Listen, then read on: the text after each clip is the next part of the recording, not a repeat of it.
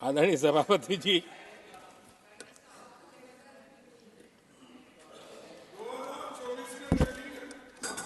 आप पिछली बार भी इतनी शांति से रहे हो तो कितना मजा आता।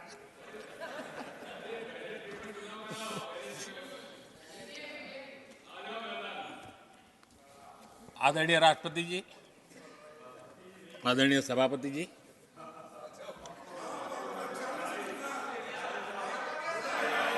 बधाई हो, बधाई हो, बधाई हो, सबको बधाई हो। आदरणीय सभापति जी, मेरा सौभाग्य रहा कि मुझे लंबे समय तक एक राज्य के मुख्यमंत्री के नाते देश की और जनता की सेवा करने का अवसर मिला। और इसलिए मैं रीजनल एस्पिरेशंस को बहुत भली भांति समझता हूं, क्योंकि मैं उस प्रोसेस से निकला हूं। जैसे हमारे यहाँ दिग्विजय जी, उनको भली भांति सहज समझ आता है भाई एक राज्य के लिए क्या होता है। हम लोग उसी दुनिया से निकल करके आए हैं, तो हमें अनुभव है, पता है। शरद राव जी को है, तो ऐसे कुछ लोग हैं यहाँ जिनको ये सारी चीज़ों का पता है। देवगढ़ा साहब है, तो इन लोगों के इन सारी चीज़ों का पता है, तो हम इसका महात्मा ही समझते हैं। हमें कोई किताबों में नहीं पढ़ना पड़ता है, हम अनुभव कर करके आए हैं। और ये भी सच्चाई है साहब, 10 साल यूपीए की पूरी शक्ति गुजरात को क्या कुछ न करने में लगी हुई थी, आप कल्पना नहीं कर सकते। लेकिन मैं आंसू नहीं बहाता, मैं रोने की मेरी आदत नहीं है जी। लेकिन तब भी उतने संकटों के बावजूद भी, उतने जुल्म के बाद भी, हर प्रकार की मुसीबतों को झेलते हुए भी, मेरी तो मुसीबत ऐसी थी कि यहाँ किसी मिनिस्टर से मुझे अपॉइंटमेंट नहीं मिलती थी। वो कहते थे भाई आप जानते हो मेरी तो दोस्ती है, मैं फ़ोन पे बात कर लूँगा, लेकिन कहीं फोटो वोटो निकल गए, ये डर रहता था। यहाँ मंत्रियों का डर ऐसा था। अब खैर उनकी मुसीबतें मैं समझ सकता हूँ। मेरे यहाँ एक बार बहुत प्राकृतिक आपदा आई, मैंने उस समय प्रधानमंत्री जी को बड़ा रिक्वेस्ट किया कि आप आइए, एक बार जरा देख लीजिए। उनका कार्यक्रम बना, फिर साहब एक एडवाइजरी कमेटी बनी थी ना, शायद वहाँ से हुक्म आया, तो कोई हेलीकॉप्टर से हवाई निरीक्षण करे वो तो मैं समझ सकता हूँ साहब। वो कार्यक्रम बदल करके साउथ में किस राज्य में गए तो मुझे याद नहीं रहा आज, और बोले हम हवाई जहाज से ऊपर से देख लेंगे, हम गुजरात में नहीं आएंगे। मैं सूरत पहुंचा हुआ था, वो आने वाले थे, मैं जानता हूँ आखिर में क्या हुआ होगा। तो आप कल्पना कर सकते हैं साहब, प्राकृतिक आपदा में भी मैंने ऐसी मुसीबतों को झेला है। लेकिन उसके बावजूद भी उस समय भी मेरा मंत्र था, आज भी मेरा मंत्र है कि देश के विकास के लिए राज्य का विकास, भारत के विकास के लिए गुजरात का विकास, और हम सबको इसी रास्ते पर चलना चाहिए। हम राज्यों का विकास से ही राष्ट्र का विकास कर पाएंगे। इस पे कोई विवाद नहीं हो सकता है, कोई विवाद नहीं हो सकता है।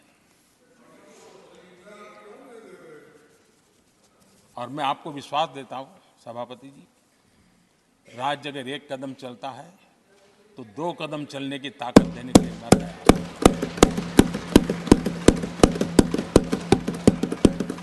कोऑपरेटिव फेडरलिज्म क्या होता है, और मैंने तो हमेशा कहा कॉम्पिटिटिव कोऑपरेटिव फेडरलिज्म। आज देश को जरूरत है कॉम्पिटिटिव कोऑपरेटिव फेडरलिज्म। हमारे राज्यों के बीच में तंदुरुस्त स्पर्धा हो, ताकि हम तेजी से देश में आगे बढ़े। एक सकारात्मक सोच के साथ हमको चलने की जरूरत है। और मैं ये राज्य में था तब भी इसी विचारों को लेकर के काम करता था, इसलिए चुपचाप सहता भी था। आदरणीय सभापति जी, कोविड एक उदाहरण है। इतना बड़ा संकट आया दुनिया का, ऐसे संकट के समय राज्य के मुख्यमंत्रियों के साथ 20 बैठकें की। उस कालखंड में एक एक बात का विचार विमर्श करके साथ लेकर के और सभी राज्यों का सहयोग, एक टीम बन करके केंद्र और राज्य ने काम किया। दुनिया जिस मुसीबत को झेल नहीं पाई, हम सब ने मिल करके, किसी एक को क्रेडिट मैं कभी नहीं दूंगा, सब ने मिल करके इस देश को बचाने के लिए जो हो सकता है, राज्यों को भी उसकी क्रेडिट लेने का पूरा अधिकार है। इस सोच में हमने काम किया।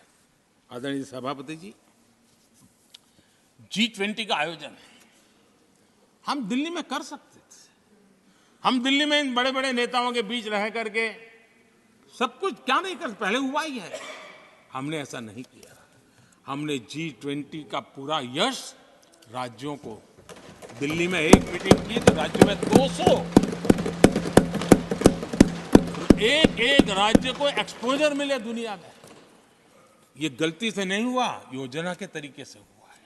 मेरे लिए किसकी सरकार है इसके आधार पर मैं देश नहीं चलाता। हम सब मिलकर के देश आगे बढ़ाना चाहते हैं, इस भूमिका से काम किया है। आदरणीय सभापति,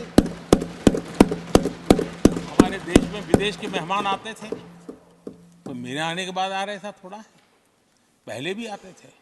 आज विदेशी मेहमान आते हैं तो मेरा आग्रह रहता है कि आपको एक दिन किसी राज्य में जाना चाहिए।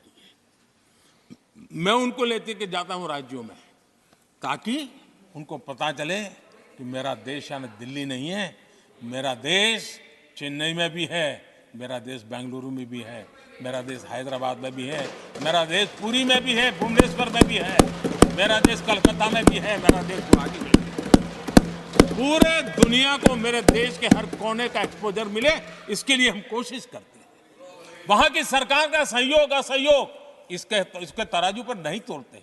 एक ईमानदारी से इस देश के भविष्य के लिए पूरे विश्व मेरे भारत को जाने, इसके लिए हम इस प्रयास करते हैं। और मैं अभी भी 26 जनवरी को इतना बड़ा काम रहता है, सबको मालूम है। उसके बाद भी मैं 25 तारीख को फ्रांस के राष्ट्रपति को राजस्थान की गलियों में घुमा रहा था। मैं दुनिया को पता चले कि मेरा राजस्थान ऐसा।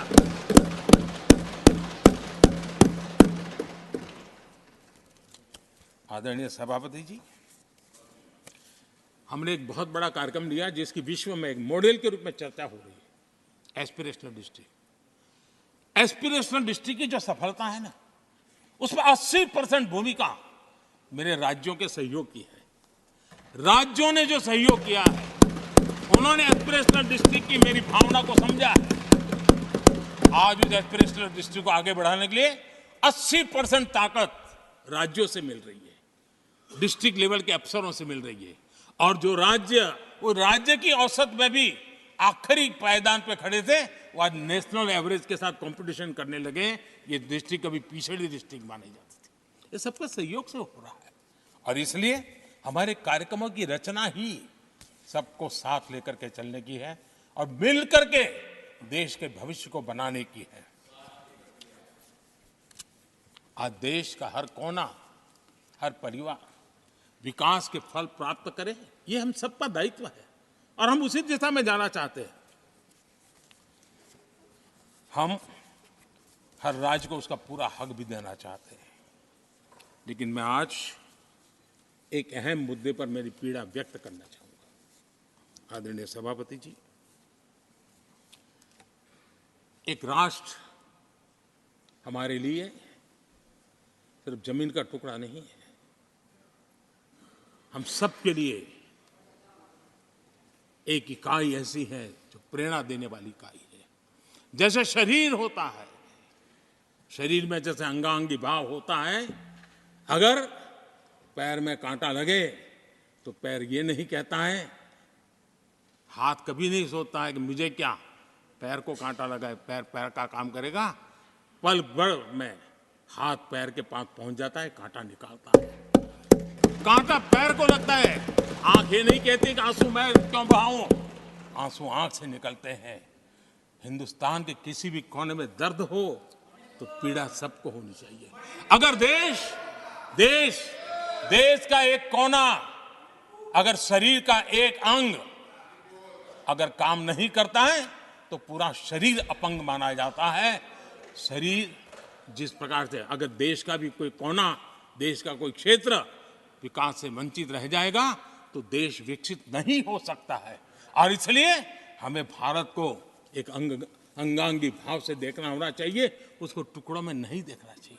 जिस प्रकार से हिंदी और भाषा बोली जा रही है, देश को तोड़ने के लिए, राजनीतिक स्वार्थ के लिए नए नैरेटिव गढ़े जा रहे हैं। एक पूरी सरकार मैदान में उतर करके भाषा गढ़ रही है। इससे बड़ा देश का दुर्भाग्य क्या हो सकता है? आप मुझे बताइए, झारखंड का कोई आदिवासी बच्चा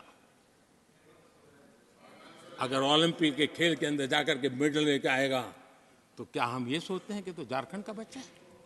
पूरा देश कहता है हमारा देश है।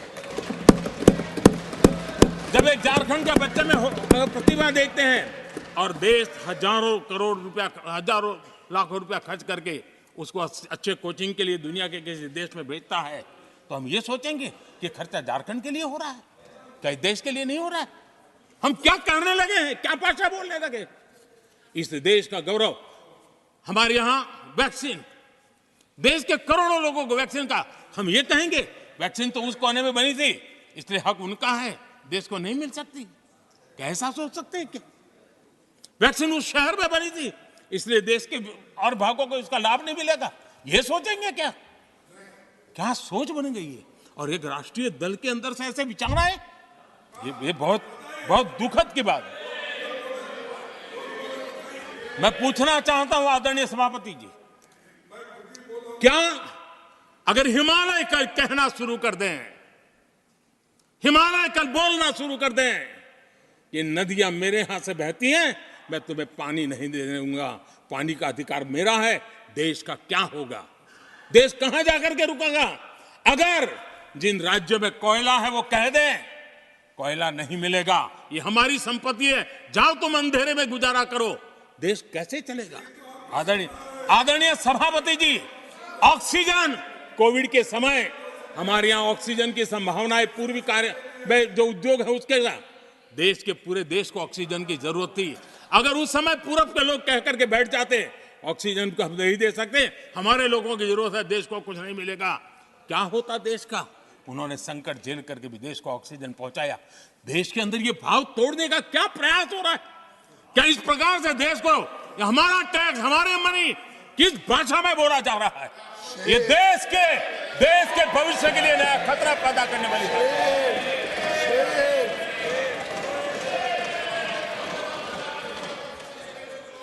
देश को तोड़ने के लिए नए नए नैरेटिव खोजना बंद कर दीजिए। देश को आगे बढ़ना है, देश को एक साथ लेकर के चलने का प्रयास कीजिए।